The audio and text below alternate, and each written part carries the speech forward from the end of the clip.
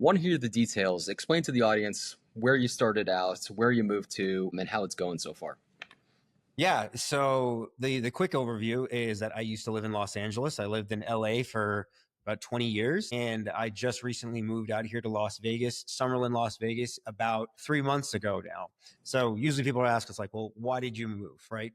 There was a time when you could look at California, or at least you could look at California. There's still nice parts, but generally speaking, you could look at LA and you'd say like, it's crazy expensive, but you're getting what you pay for. You're paying for like paradise out there. And that has definitely not been the case for a little bit now. COVID definitely accelerated that. There's more crime, more homelessness, more of a lot of stuff that you don't want, yet, prices and stuff are still going up. I said that, what would drive me nuts is that there wouldn't be a day that I would go take my dog for a walk where I wouldn't run into a homeless person and I wouldn't have to pick my dog up off the ground to avoid glass on the floor. And we lived in a good area. If you guys know Sherman Oaks, California, like it was a good area. So, things just kind of started to stack up over time. Also, I have a business that's a remote business, so I could work from anywhere in the country. So it was definitely an idea of mine. Honestly, being in the fitness industry for all this time, one of the things that also influenced me was I had tons of clients through COVID, and I saw how every state handled COVID. And then obviously certain states started to look much more appealing from a business standpoint, where I didn't really have a strong opinion on this kind of stuff before, but certain states obviously stood out to me. And then obviously tax friendly states. So Texas and Florida started to really stand out to me. And also Nevada being another one because it's close by. I got serious about Texas. My wife's like, why don't we try out Nevada? Because her whole family's in LA. We did a 2-week Airbnb in Summerlin, California. Completely loved it. It was the opposite of everything LA. It was clean. We got way much more for our money, great restaurants, all that kind of stuff. And the funny thing was we had planned the move.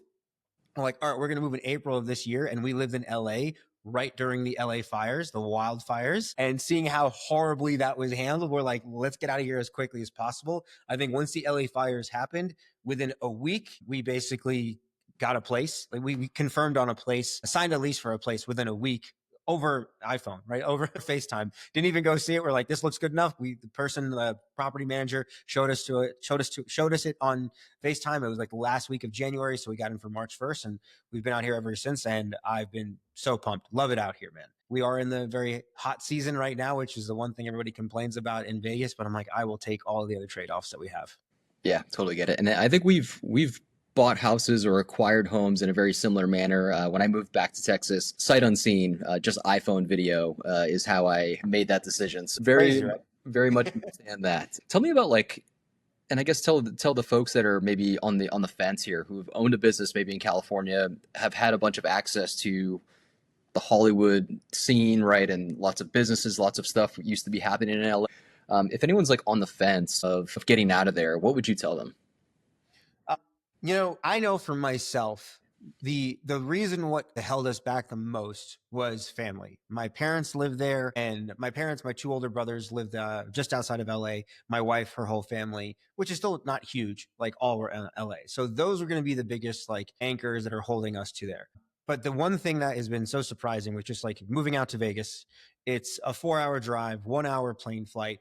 Now people have an excuse to come to Vegas. So we've actually had no shortage of seeing the people that we want to see. So it has not been that big of a deal for us to leave. So I think if it's social bonds that is the thing that you're holding on to, you'll realize that if you at least make a move like this, I'm not trying to say like you should move to Vegas, but I'm like, Vegas is a very easy one to get out of the state and be able to say, be in that situation there. And then yeah, I mean, especially if you're a business owner, you get a nice raise, and it hit me sooner than I expected because I just thought about I purely thought about paying like my regular taxes that we pay. Obviously, we pay them quarterly and stuff like that. But I forgot that I get paid as a W-2. And all of a sudden I'm like, whoa, my salary that I pay myself actually went up as well. So the financial benefits are totally there. But, from a lot of these different states that I've seen, like every state has had an increase in things that you probably don't like, such as like homelessness and crime. But you can really find, I think, a lot better spots that you're going to like. Like for us, where we are in Summerlin, there's other bad parts in Las Vegas, but like we don't see any of it out here, and it's very clean. So it's really about just like what you value. And I think what you should always do with these kinds of situations, like you should really track like what you were doing and like the things that you're actually valuing. Like I have a buddy who's been trying to convince me actually to move to Florida. And he's like, I want you to track every time that you go see your family in LA. Cause then we'll see, all right, every time that you go, we'll calculate the plane flight.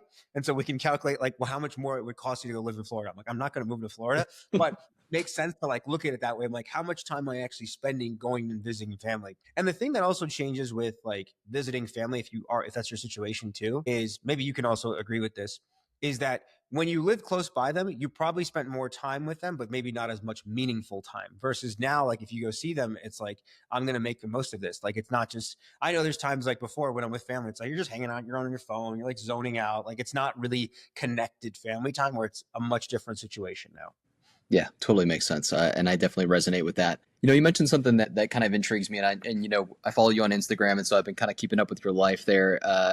I'm seeing a lot much more Hollywood Dave in Vegas than I was seeing in Hollywood. So tell me about a little bit about how your life changed. I know you and Mary are having a good time out there, and there's probably more clients that are flying in there periodically to vacation and stopping by to see you. So tell me how your life has changed from a social aspect moving to Vegas. Are you liking it better from that standpoint, family aside?